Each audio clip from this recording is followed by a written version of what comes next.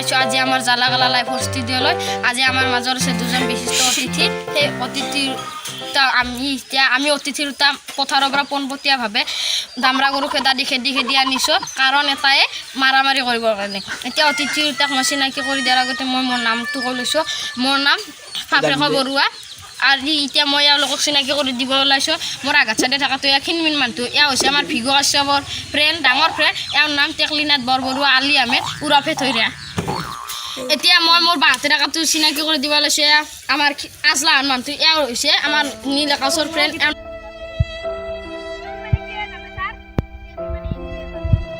আপুনি কিয় ভিগু কাশ্যপক ভাল পায়? ক'ব গ'লে বহু কাৰণ আছে, মই 3টা কাৰণ কৈ দিছোঁ। 1 নম্বৰ কাৰণ ভিগু কাশ্যপৰ মই চুলি কাটি ভাল পাওঁ, সেইকাৰণে মই চুলি কাটি দিছোঁ। কাটিও দিছিল নেকি? দিছিল। আৰু 2 নম্বৰ কথা, তেওঁ গানবিলাক ভাল পাওঁ। এয়া নতুন নতুন গানবিলাক ওলাই আছে, সেইবিলাক মই বহুত পাওঁ। সেইবিলাক নাচালৈকে মই ভাত ভিজাৰি নাযায়। আৰু 3 নম্বৰ কাৰণটো হৈছে তেওঁৰ দৰে মই চলা পিন্ধো না, চলা দেখিছে না, তেওঁৰ মই ফাটি লৈছোঁ। মই দেখিছে আৰু আজিৰ কাৰণে মই ইমান এদিন দিয়াৰ কাৰণে কৈছোঁ। আপুনি ৰ'ব আপুনি বাইকেৰে চলা দি পিন্ধিছিল।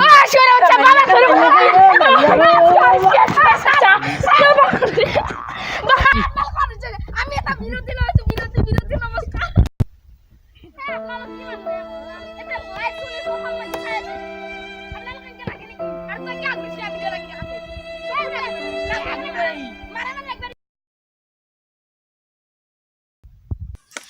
নীলাকাশ দাইনো কম গাম মাছি হিনো সদা মাছকে যাই থাকে। সদা উত্তৰ চলি থাকে দেখোনে। হ'ব ভিগু কাশ্যপে উত্তৰ চলি থাকে, নীলে মাছক যাই থাকে। আপোনালোকে মনোমানি থাকে। আপোনালোকক মই এতিয়া আপোনাক এটা কথা সুধোঁ, আপুনি ভিগু কাশ্যপ যেন ভাল আপুনি ভিগু কাশ্যপক ক'ত লাগাল পাইছিল?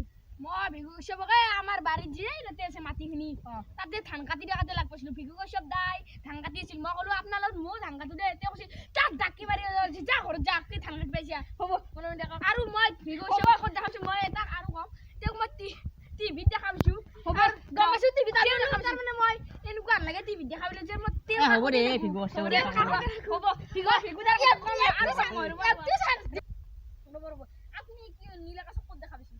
নীলাকাশক মই সভাত লাগপাতে মোক ফুল আৰি খুৱাইছিল। নীল আকাশে ফুলাৰি খুৱাইছিল। সভাত লগা পাইছিল।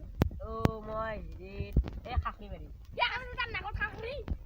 হ'ব দে আমিও ডাঙৰ কথা এটা ক্ষমা কৰি দিব। মই গম পাইছিলোঁ যে ইয়াৰ দুটা পাগল মাতিছোঁ আমি ৰাইজ, আৰু এবাৰৰ পৰা ইয়াৰ দুটা নামাতো, আমি মৰি গেলি নামাতো। ইয়াৰ চৌক আমি ৰাইজ লাগালে আপোনালোকৰ বাটেদি গেলি মোক চেণ্ডেল জোতা যি মাৰে ৰাইজ আপোনালোকৰ কথাটো এনেকুৱা নেকি? বিৰাট ভগাইছে আমাৰ দৰে ছাৰ। আপোনালোকৰ পাগল দুটাক চাহ খুৱাম মই। আপুনি পাগল বুলি কৈছে, এই চত মৰিবও নোহোৱা জিন্দগীত আমি যিমান ফোন কৰোঁ আপোনাক চেৰি মাৰিম চাপৰা। আমাৰ যাবচোন আপুনি ছাৰ। আপোনালোকৰ নামটো চুলি ৰাইজ আপোনালোকেতো গোটেইখিনি কথা গম পালে, এওঁলোকে কিয় যাব লগা হ'ল ৰাইজ? আপোনালোকে বেয়া নাপাব ৰাইজ। আজি মই ফাফৰেখা বৰুৱাই অনুষ্ঠানৰ পৰা বিদায় লৈছোঁ ৰাইজ। আমাৰ খণ্ডটোত আপোনালোকে আমাৰ কেমেৰামেন ফ্ৰেণ্ডছ আৰু ভিডিঅ'টো লিখিছে আনোৱাৰে। আৰু ভিডিঅ'টো যদি আপোনালোকৰ ভাল লাগিছে লাইক কৰিব, কমেণ্ট কৰিব, শ্বেয়াৰ কৰিব আৰু ছাবস্ক্ৰাইব কৰি কিনে কাষত থকা বেল আইকনটো দবাই দিব। আৰু অতি সোনকালে আমাৰ এটা নতুন ভিডিঅ' আহিছে, নতুন কনচেপ্টত আপোনালোকে আদৰি ল'ব আৰু চেনেলটো ছাবস্ক্ৰাইব কৰিব। আপোনালোকৰ আশীৰ্বাদ পাম বুলি আশা ৰাখিলোঁ। বাই, ধন্যবাদ।